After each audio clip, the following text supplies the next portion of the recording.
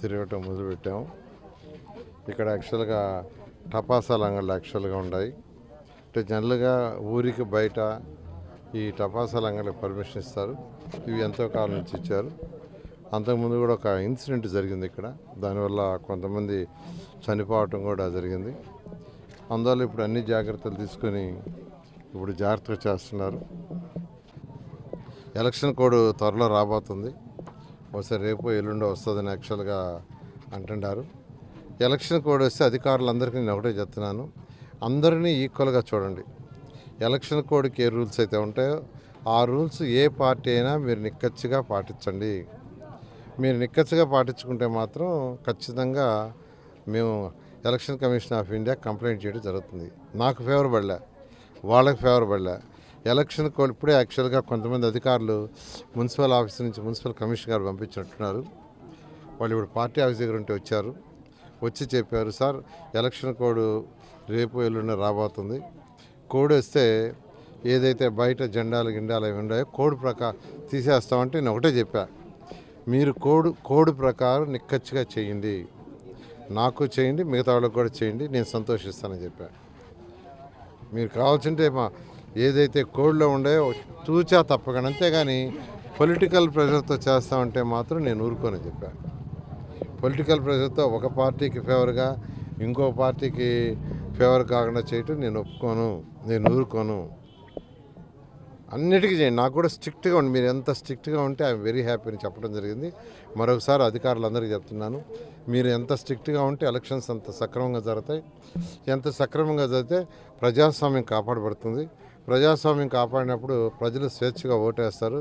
ప్రజలు స్వేచ్ఛగా ఓటేసినప్పుడు వాళ్ళకు కావాల్సిన నాయకుడిని ఎన్నుకుంటారు. ఈరోజు నెల్లూరు సిటీ నుంచి నేను కంటెస్ట్ చేస్తున్నాను ఎమ్మెల్యేగా. అదేవిధంగా ఎంపీకి ఈరోజు వేమిరెడ్డి ప్రభాకర్ రెడ్డి గారు కంటెస్ట్ చేస్తున్నారు.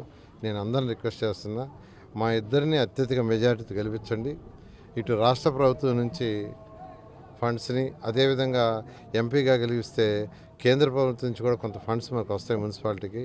అవన్నీ తెప్పించి నెల్లూరు సిటీని one of the best city in India చేసుకుంటామని అందరినీ రిక్వెస్ట్ చేస్తున్నాను. Thank you.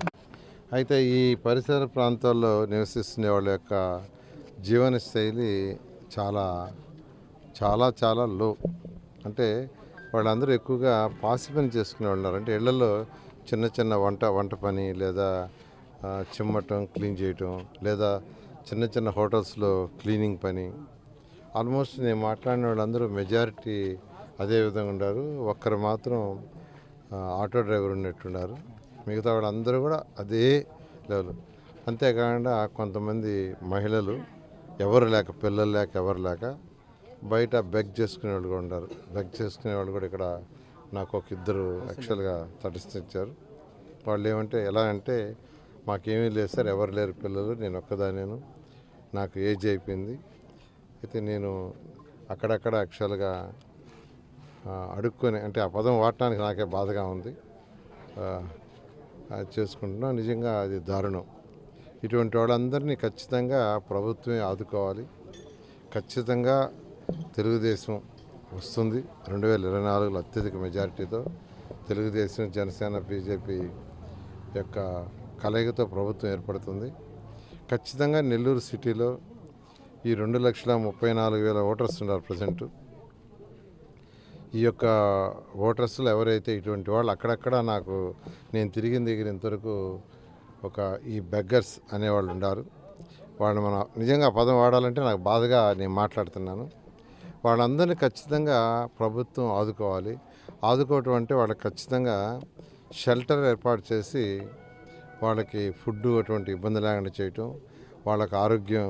ఎందుకంటే వాళ్ళు ఎక్కువగా ఏజ్ అయిపోయిన వాళ్ళు, ఏజ్ కాని వాళ్ళు అయితే ఖచ్చితంగా కూలీలో నాలో ఏదో ఒక పని చేసుకొని సంపాదించుకుంటారు. ఆ కూలీ నాలు కూడా చేసుకోలేక ఏజ్ వల్ల వాళ్ళకి నడువుల నొప్పులని, లేదా డిఫరెంట్ కాళ్ళు నొప్పులని, ఇలా ఎక్కడికి పోలేక చేస్తున్నారు. ఖచ్చితంగా వాళ్ళని ఓల్డ్ ఏజ్ హోమ్స్